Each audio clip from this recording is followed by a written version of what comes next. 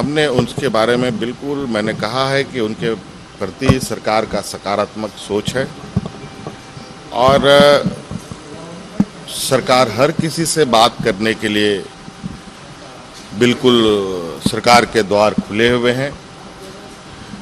कोई भी इस तरीके की चीज़ें करने से पहले निश्चित रूप से सरकार के पास अपनी बात रख सकते हैं।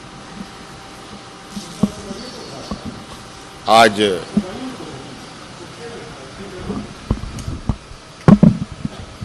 लॉकडाउन पूरी तरीके से खुला नहीं है, संक्रमण भी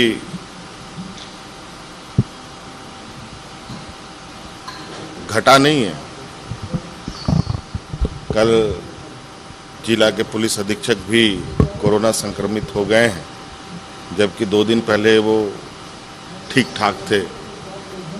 इसका मतलब इन सब भीड़ जमाव से कोरोना संक्रमण को बढ़ावा मिलता है। हमने बिल्कुल स्पष्ट तरीके से अपने मंत्री को एक संदेश वाहक के रूप में वहाँ भेजा। बात बनी, फिर बात किसी ने बिगाड़ी। ये कुल मिलाकर के सरकार की छवि बिगाड़ने की एक सोची समझी षड्यंत्र प्रतीत होता है और उन मासूम नौजवानों के भविष्य के साथ खिलवाड़ हो रहा है। सर, जो डीवीसी का मामला है, क्या आपको ये बिल्कुल बहुत सरकार के लिए वो भी चुनौती है। जिस तरीके से शेड्यूल्ड एरिया में गवर्नर के हाथों से बदलाव करके 11-13 जिले बांटे गए थे, ये कहीं ना कहीं राज्य को 2 हिस्सों में बांटने की पूरी तैयारी थी और महामहिम महोदया ने भी इस पर कोई संज्ञान नहीं लिया। नतीजा चीज़ें कोर्ट पे चली गई और अंतोगत्वा कोर्ट ने आज उसको खारिज कर दिया। ये भी चुनौती सामने आएगी।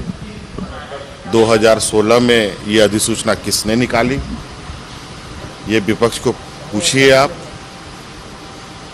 उनके मुख्यमंत्री जी जो पूर्व थे उनसे पूछिए।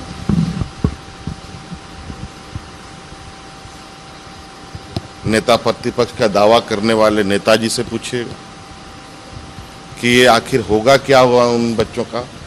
आज तो पुलिस वो हमारे सहायक पुलिस की बात आ गई। अब 17-18 हजार शिक्षकों की बात आ गई।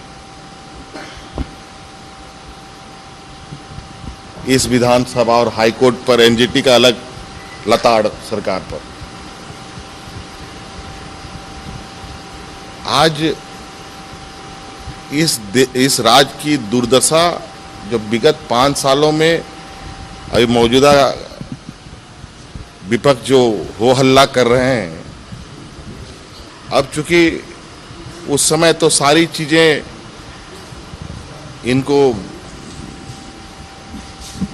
बहुत आनंद आ रहा था, अब इस आनंद का कोप भाजन भी वो बने। आज सहायक पुलिस और वो जो शिक्षक हैं उनको तो सरकार के मंत्री के घर, विधानसभा छोड़कर उनके घरों को घेरने की आवश्यकता थी।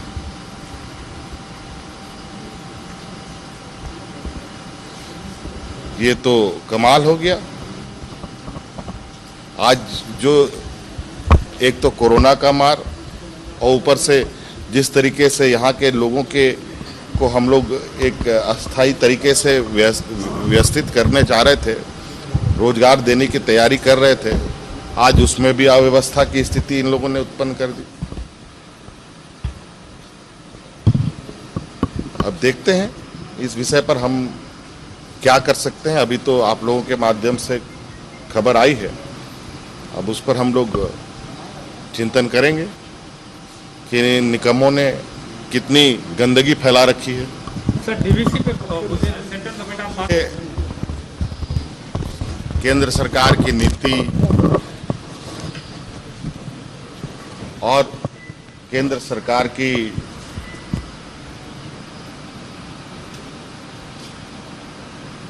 जो हिटलरशाही है वो अभी तक रुका नहीं।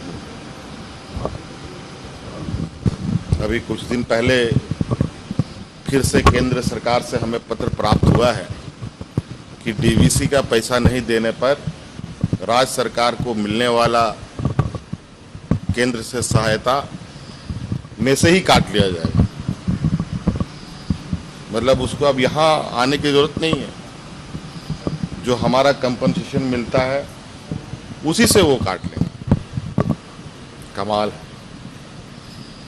और ये भी एग्रीमेंट हमारे माननीय रघुवर दास जी ने 2017 में कर रखा है कि अगर राज्य सरकार पैसे नहीं चुकाएगी तो राज्य सरकार को मिलने वाला पैसे से ही सीधे पैसे काट लिए जाए। ये भी इन्हीं लोगों ने कर रखा है एग्रीमेंट। हम लोग देख रहे हैं, अपना अधिकार की लड़ाई हम लड़ेंगे और हर स्तर पर लड़ेंगे। ऐसा नहीं है, आज जिस देश का जो संघीय ढांचा है उस ढांचे का इन लोगों ने पूरी तरीके से उसको तार तार कर रखा है। किसान भी लाभ देख रहे हैं, किसानों ने आत्महत्या करना प्रारंभ कर दिया है।